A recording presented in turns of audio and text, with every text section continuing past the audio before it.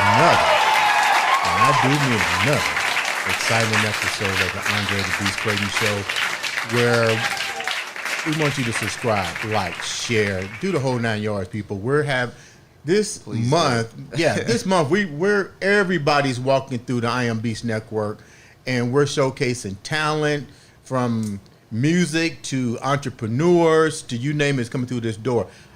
There's a song called "I Wear My Sunglasses at Night," but there's a reason I'm wearing my sunglasses right now, because we got no other than the up and coming musical artist JB in the house. What's up, big dog? Nothing much, not much. I'm doing good. Can't complain. So I like the glasses. What's up with the? You know what was the first thing I said when you came? I said, "What's up with everybody wearing glasses?" He was like, "Hey, when you're talent, you gotta." Yeah, do it that. was just like earlier this year. Well, I used to wear them a lot. Probably, I say back when I lived in Illinois for a while. It's like 18, 17-ish. But earlier this year, I got a corneal abrasion, which is like a sprain in your eye. Right. So it made my left eye real sensitive to the lights. But I got accustomed to kind of wearing them. I'm just like, well, if I could have they look good, like, dog. Turn the world on night mode. So tell the viewers about JB. Wow, that's tough. I wouldn't know where to start, other than I guess really what I am is just an artist, and I'm someone who uses his gifts to his best ability, no matter what it is, really. You're the first one that says artist. Explain what an artist is in your definition. Not what we consider an artist, but what's your definition of the word artist? So an artist to me is anyone who puts his heart in his craft, and then is able to express himself through that, because if you ask me personally, I might tell you Michael Jordan. Right. Because even with sports, your favorite athlete is based off of their playing style. Mm-hmm. So speaking of that, tell me the reason for your name. We talked about that a little bit. Tell me the origin of that name and how that all evolved. Okay, so JB, JAYEB. So it pays homage to both my favorite rapper and then also the godfather of soul and hip hop. So who's your favorite rapper? Jay-Z, without a doubt. So Jay-Z, and then my initials, of course, is JB, and then that also pays homage to James Brown.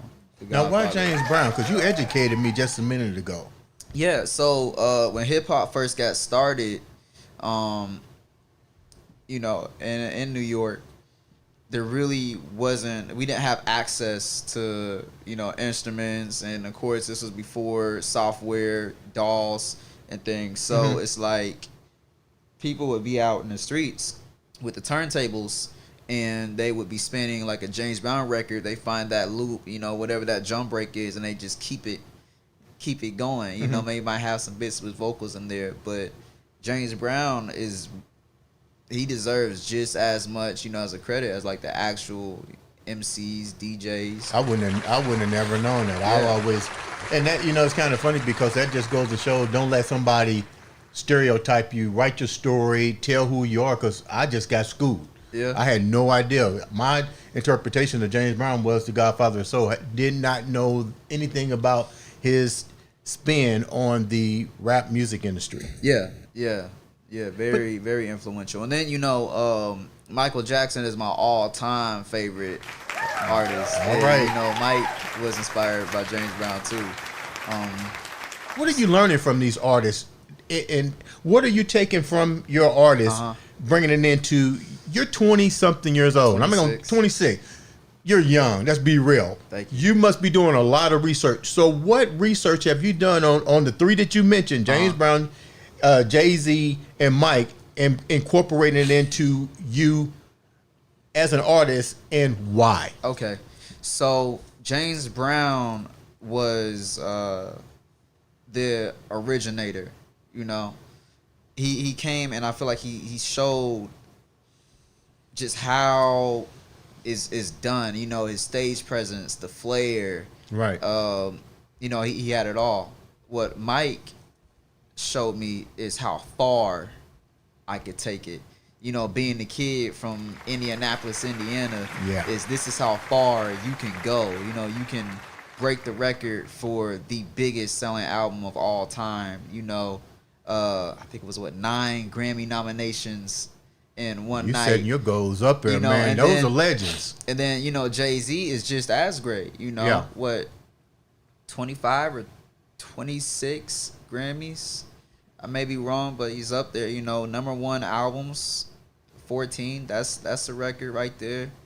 And then also the business aspect. You know, what he's done with Roc Nation, what he did with Rockefeller, Rockaware. Even now he's doing Paper Planes. It's like he's shown.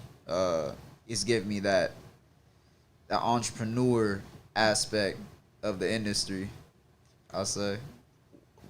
What exactly is your part of the craft? Are you a rapper? Are you R&B? What's your flavor? I try not to box myself in. I like that. Really, just especially like with the stuff I'm working on right now. I'm then there thinking about dropping like a house Jersey club type of project here just for the summer. Oh, that sounds good. But it's honestly just whatever it is I'm feeling. But, you know, I try to be hands-on with it. So I produce most of my music. I distribute it also myself. Graphic design work. So you do everything. Anything I can get my hands on that I'm able to do within a certain degree. If it's a quality, I'm gonna do it. You're 26 years old. Were there any struggles trying to get to where you at? Definitely. There can't be too many struggles. You're 26. So what were the struggles that you were facing to even get to where you at currently? Well, so this is officially my 10th year creating music. Okay. So it's like the first year I started, it was a hump because I was actually in a group.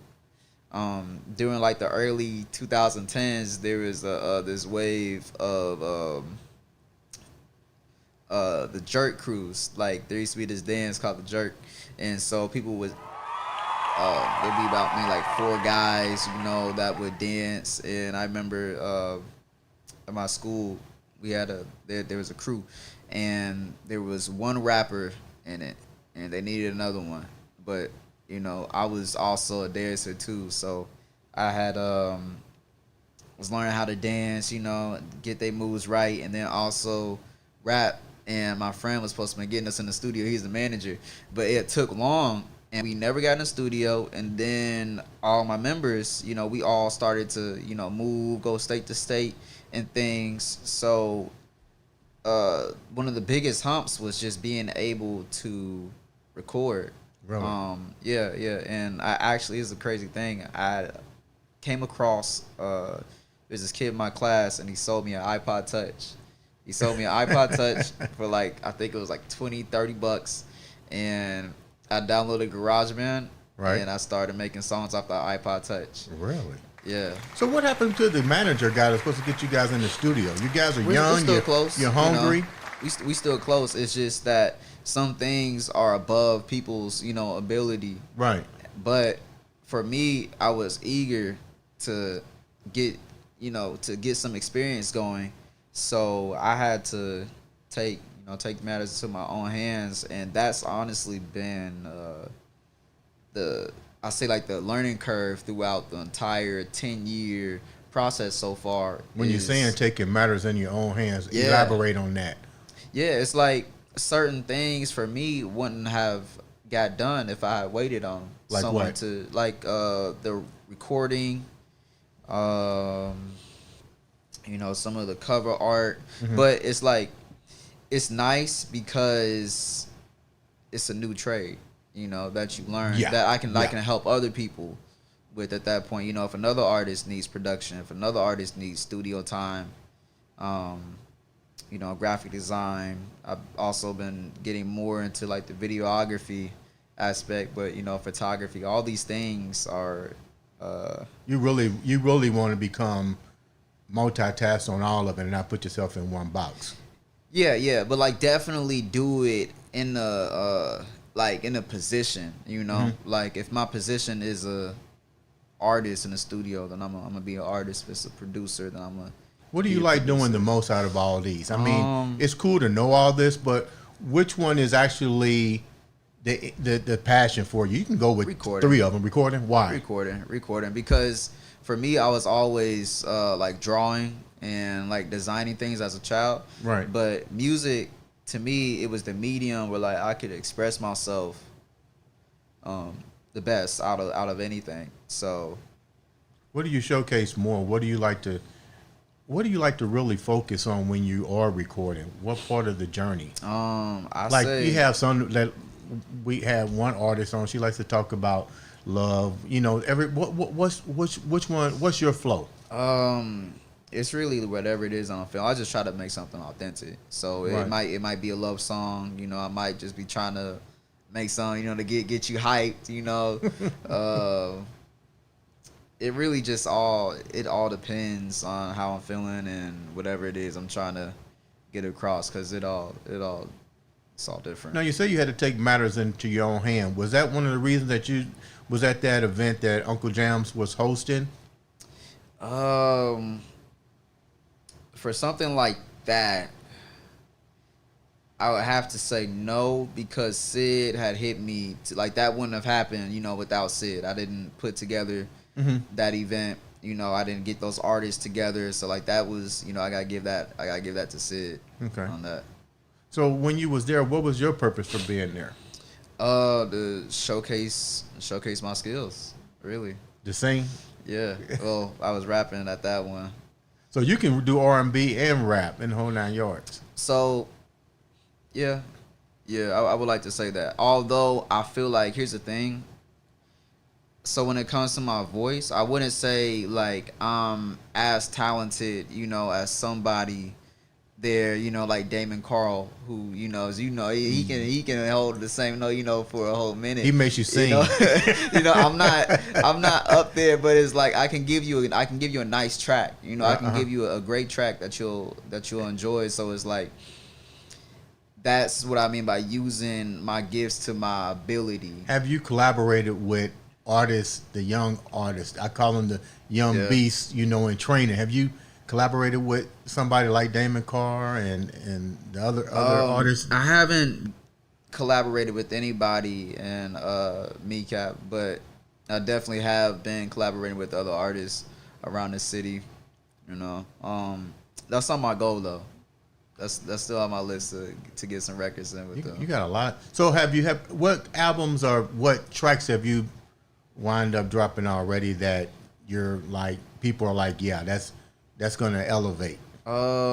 Recently I dropped this track. It's called Myself and I. Okay. And I took a Beyonce sample from Me, Myself and I and rapped on it, kind of just like for something just to break in the summer. But the reaction I got to it was crazy because it was just like, well, so far this is my highest viewed thing on my page. But if you go to it, it's not what I expected to pop off like that because it's very like boom bap, you know. It's not catchy. Right. You know, it's bars. It's like a classic. It's like a classic record. Like if somebody wanted to hear your work, where do they need to go to? I would prefer to send people to my site. Okay. JAYE317.com, JAYEB317.com, and then on streaming platforms, JAYEB, all caps everywhere. I say yeah. How hard is it? You mentioned you took. I know that Beyonce, me myself. Yeah. Yeah. You know, do you have to go through a lot of legal things to pull somebody else's beat and make it yours, or their samples? I'm not in the music industry, you know, but that's her. I'm gonna say this. I will. I will once I get to a certain point. You know, luckily I'm still on the merge, so it's like if a tree falls in a forest type of deal. But one thing that I do is always try to make sure that the artists get their credit. Right. giving due, and then also if it is an artist that I can be able to get in contact with, then they get their songwriting credits. Because did you send that over to her and say, check this out? This is the remix. Beyonce, if you can see this, this is the remix. That sample cleared with some promotion too. What's your relations with the general? With Sid. Sid, okay, I called him today. He was talking to me. I said, "What's up, General?" He said, "I've never been called that before." Yeah. So Sid was friends with my uncle. I think this was like back in the '80s when my uncle used to do a lot of production, and either they had met in Atlanta or Ohio. But my uncle knows that my music, I don't, cause I try to keep everything suitable for like all people to listen to it, and it got around to Sid. And I remember he hit me up, and he was like, whenever the time comes when you're ready, he was like, I can get your music into the right hands. He said, I can't guarantee that they'll like it. He said, but I can make sure it gets into the right hands. How did that make you feel when he said that? Great, especially like coming from someone who has done it. Yeah. And someone who has achieved some of the things that I'm trying to currently achieve, like Grammys. Mm-hmm. That's one of the biggest confirmations I think that you can get.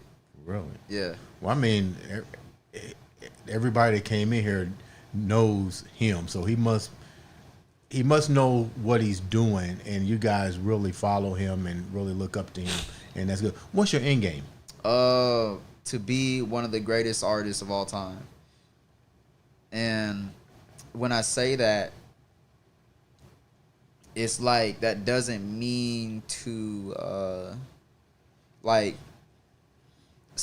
doesn't necessarily mean to surpass somebody like Mike, but to be as impactful and inspirational. Like if I can inspire that kid in class, or that 15-year-old to go and pursue his craft and take it to wherever it is that God has a plan for me to take it, then that's all that matters right there. Because I can say that music has helped me. It's kept me out of trouble. Once again, how can the viewers reach you, get in contact with you? You can follow me, on social media, JAYESUAVE, JAYESUAVE. And then my website, JAYEB, D17.com. Man, you young. You still got a lot of experience, and what's the one thing that the one artist, if they came to you right now and said, I want to work with you, who would it be? Probably either Kanye West or Frank Ocean. Why? Blonde by Frank Ocean is probably my favorite album of this past decade. 2010s for sure. And then Kanye has inspired a lot of like my production. I say fashion as well, and he's someone I consider almost like that pedigree like of Mike living. You mentioned Kanye. What's the one song that he has that makes you go, wow? We all have that one song that really takes us over the edge. That's tough. I can't even think of it. I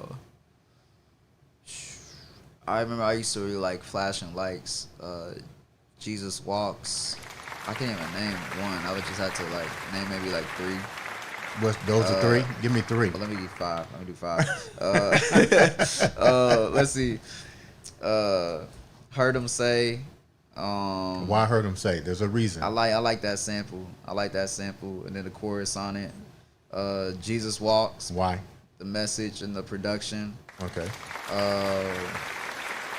Flashing Lights, again, the production, chorus, I think who do you have on there? singing Dweller. Okay. Yeah, Dweller on there.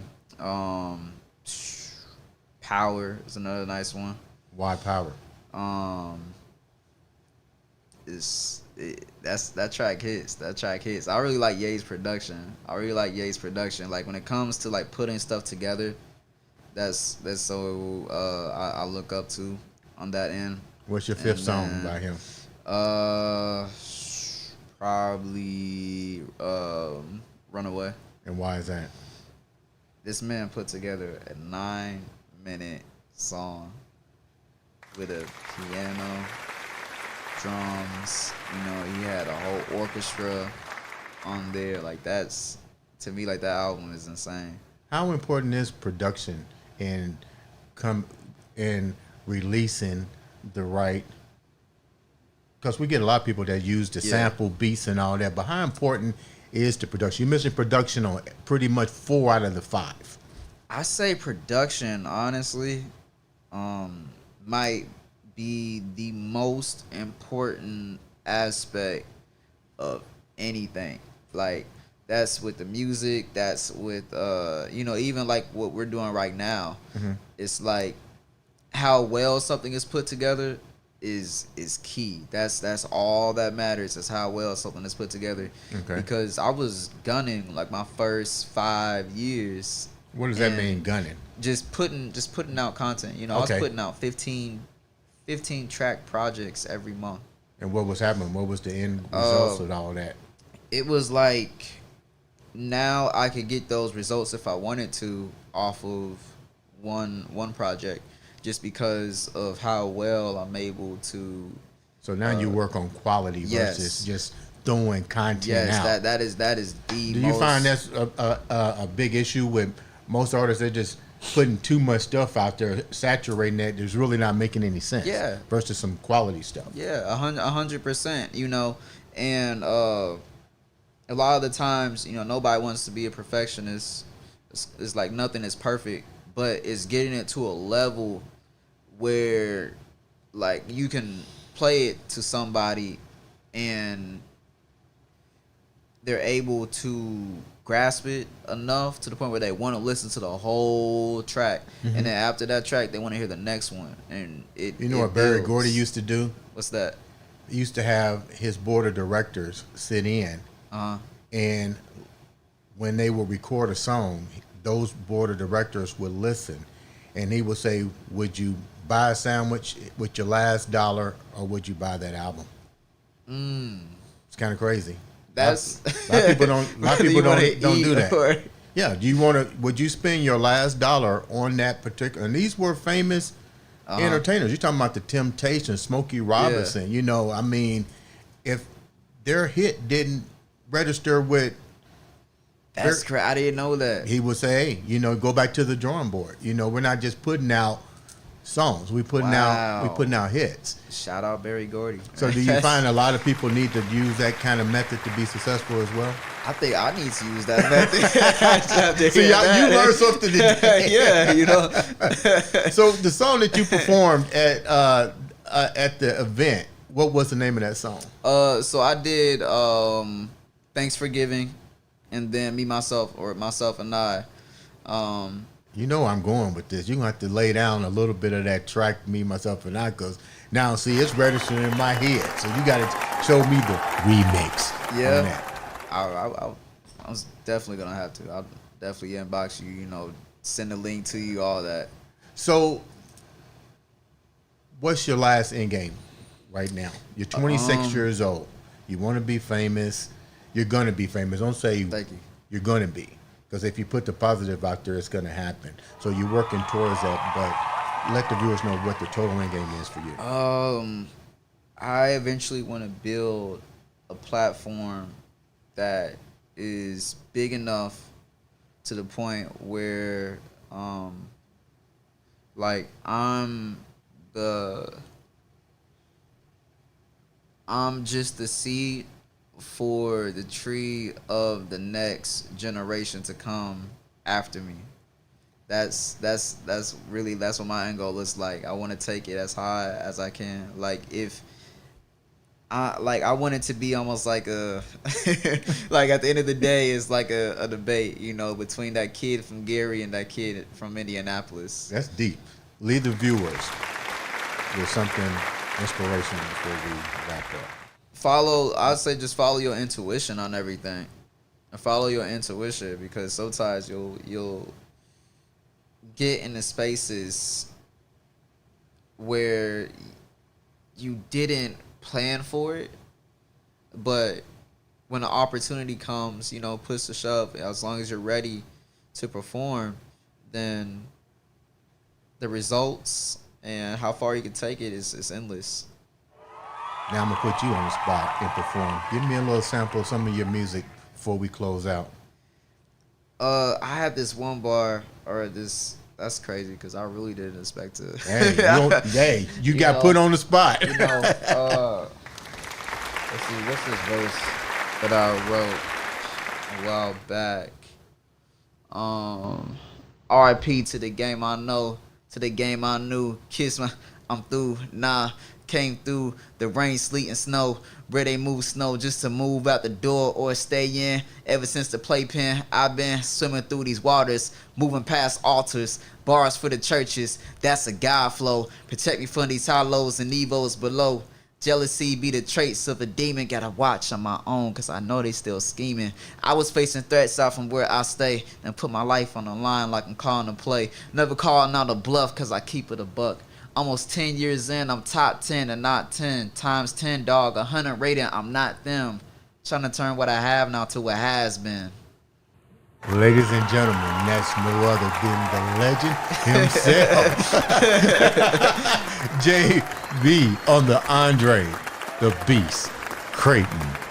Here we go.